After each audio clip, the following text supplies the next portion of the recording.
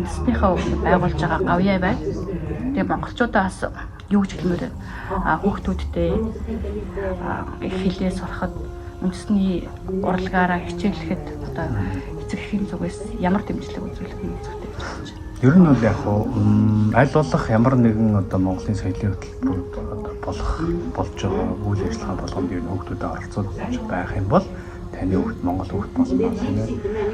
Монгол хүүхд болно гэх зарим хүмүүсийн бас жоо эмзэглүүлж явдаг л та угаасаа л Монгол хүүхд шүү дээ, Монгол цэстэй шүү дээ.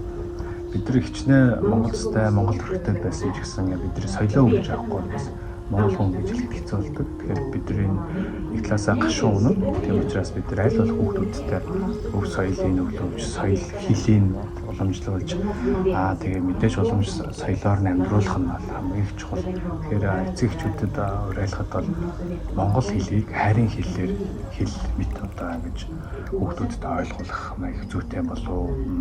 Ер нь бол олон Европын орнуудаар за тэгээ хэлний чандар явж байхад бол монгол хэлийг жишээлбэл нэг гэр бүлийн нэг юм бараа нэг одоо кейс гарсан байлээ. Тэгээ нэг өсгөнөд хуваалцж ирсэн юу гэсэн гэхээр олон жил хамт амьдэрсэн аав нь одоо тухайлс иргэн тэгээд хүүхэд нь аав ээж байг хайрлаа салах болоод хүүхэд нь аавгаа сонгоо явсан гэх юм одоо гашуун бөгөөд одоо соромжтой төгсөн байлээ. Тэгээ энэ нь болохоор юу болсон гэхээр тухайн ээж бол хүүхэдтэй одоо нэг найз нөхдийн хүрээнд болохоор тухайлсан хэлээр нь одоо тэ соёлтой харьцдаг.